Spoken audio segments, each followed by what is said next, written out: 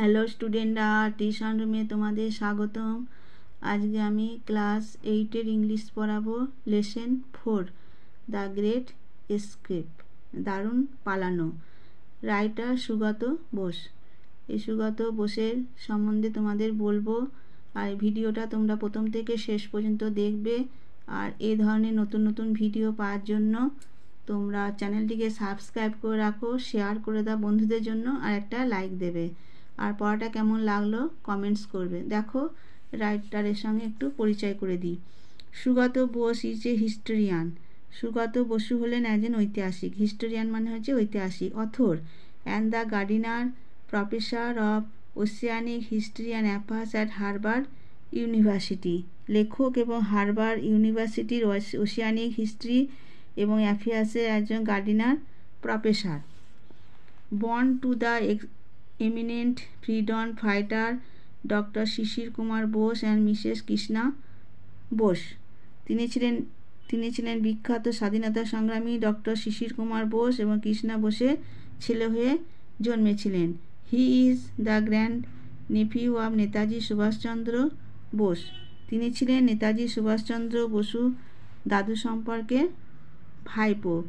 And the grandson of Sarat Chandra Bose, এবং শরৎচন্দ্র বোসের নাতি। In 2011 Bose published his majesty opponent. 2011 সালে সুগত বসু প্রকাশিত করেছিলেন তার ম্যাজিস্ট্রেট অপোনেন্ট বইটি। The present text is an extract from this books. আমরা যে গল্পটি পড়তে চলেছি এই বইয়েরই একটি অংশ। তারপর দেখো, তোমরা নেতাজি সুভাষচন্দ্র বসু সম্পর্কে জেনে নাও। Netaji Subhash Chandra Bose, born 23 January 1897, was one of the most famous Indian nationalist leader. Netaji Subhash Chandra Bose জন্ম 23শে জানুয়ারি 1897। তিনি ছিলেন ভারতের সুবিখ্যাত জাতীয়তাবাদী নেতাদের মধ্যে অন্যতম। Who fought for India's independence from British rule. তিনি ব্রিটিশ শাসনের কবল থেকে ভারতকে স্বাধীন করার জন্য সংগ্রাম করেছিলেন। To this purpose he founded the Indian National Army NA। এর জন্য তিনি ইন্ডিয়ান ন্যাশনাল আর্মি প্রতিষ্ঠা করেছিলেন। Which included a women's regiment 2। মেয়েদের বা নারী বাহিনী অন্তর্ভুক্ত ছিল। In 1941 the British government put Subhash under house arrest. 1941 সালে ব্রিটিশ সরকার সুভাষকে গৃহবন্দী করে। দ্যাট ইজ, অর্থাৎ confined him in his own house, তাকে তার নিজের বাড়িতে আটকে রাখে। The following narrative describes the exciting and courageous escape of Subhash Bose from the clutches of the British to continue his struggle for India's freedom. নিম্নলিখিত আখ্যানটি ভারতের স্বাধীনতার জন্য তার লড়াইকে জারি রাখতে ব্রিটিশদের কবজা থেকে সুভাষ বোসের রোমাঞ্চকর এবং নির্ভীক পলায়নকে বর্ণনা করে। দেখো পড়াটা। লুকিং পেল অ্যান্ড থিন, ফ্যাকাশে আর শীর্ণ চেহারায়। পেল মানে ফ্যাকাশে আর থিন মানে শীর্ণ বা রোগা চেহারায়। With a bushy half grown beard, মুখে খোঁচা খোঁচা আর আধ গজানো দাড়ি। বিয়ার্ড মানে দাড়ি। সুভাষ ওয়াজ রিক্লিনিং মানে হেলান দিয়ে শোয়া on his pillow when Shishir.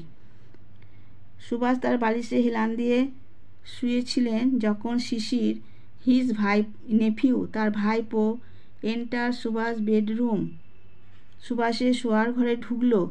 That December afternoon, ডিসেম্বরের দুপুরবেলায়। Subhas made him sit to his right on the bed. Subhas তাকে বিছানার উপর তার ডান দিকে বসালেন। লুকিং ইন্টেন্সলি শিশিরের দিক অ্যাট শিশিরের দিকে গভীরভাবে তাকালেন। ইন্টেন্সলি মানে গভীরভাবে, আর লুকিং মানে তাকানো। হি সেড তিনি বললেন, can you do some work for me, তুমি আমার জন্য একটা কাজ করতে পারবে? শিশির নোডেড। শিশির সম্মতিসূচক মাথা নাড়ল। নোডেড মানে হচ্ছে সম্মতিসূচক মাথা নাড়া। দ্য টাস্ক, কাজটা ছিল, অ্যাজ ইট টার্নড আউট, যা দেখা গেল, was to help plan and carry out Subhash escape from India, সুভাষকে ভারত থেকে পলায়নের পরিকল্পনায় সাহায্য করা এবং সেটাকে কার্যকর করা। Sisir would have to drive his uncle, শিশিরকে গভীর রাতে গাড়ি চালিয়ে তার কাকাকে, in the dead of the night, গভীর রাতে গাড়ি চালিয়ে তার কাকাকে, to a railway station for away from Calcutta, Kolkata থেকে অনেক দূরের এক রেল স্টেশনে নিয়ে যেতে হবে। তার পুরোটা কি হবে?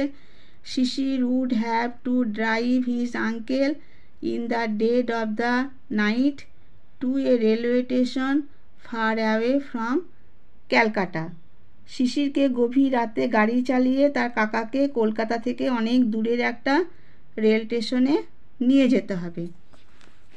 From his uncle residence at Elgin road, Elgin রোডে অবস্থিত তার কাকার বাড়ি থেকে Sisir walked back that night to his own house at 1 Woodburn park in a state of, Sisir যে রাতে হাঁটতে হাঁটতে এক উডবার্ন পার্কে তার নিজের বাসায় ফিরল। ওয়ান্ডার অ্যান্ড সাবস্টিউট এক্সাইটমেন্ট, বিস্ময় ও চাপা উত্তেজনা নিয়ে, সাবডিউট মানে চাপা আর এক্সাইটমেন্ট মানে হচ্ছে উত্তেজনা। The police were keeping watch on Subhash house, police সুভাষের বাসার উপর নজর রাখছিল। যদিও it was normal for A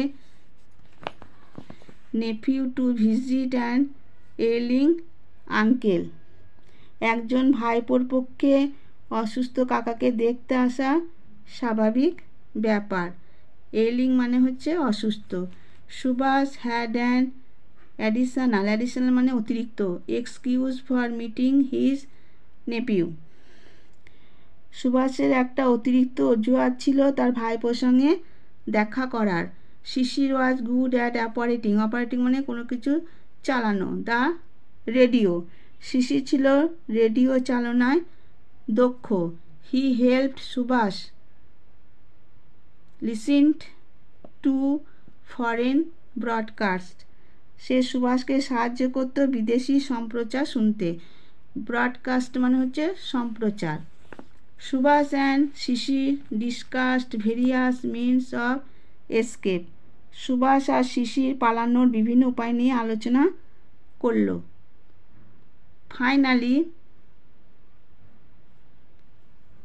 finally they decided to drive out, অবশেষে ঠিক করলো গাড়ি চালিয়ে বের হবে। In the most natural fashion, সবচেয়ে স্বাভাবিক উপায়ে। থ্রো দ্য মেন গেট, প্রধান ফটক দিয়ে। Sisir owned a German car called the Wanderer, এখানে ফ্যাশন মানে হচ্ছে উপায়, ওয়ান্ডারার। শিশির ওয়ান্ডারের নামে একটা জার্মান গাড়ি ছিল শিশিরের, which he and Subhas chose for their journey, যেটাকে সে আর সুভাষ বেছে নিল তাদের যাত্রার জন্য। এটাই ছিল ইউনিট 1-এর বঙ্গানুবাদ। তোমরা তোমাদের টেক্সট বইটা বার করবে, আমার ভয়েস শুনে শুনে বুঝে নেবার চেষ্টা করবে।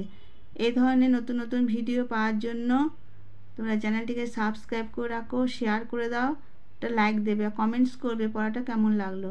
ঠিক আছে, আজকে আমি ভিডিওটা এখানে শেষ করলাম।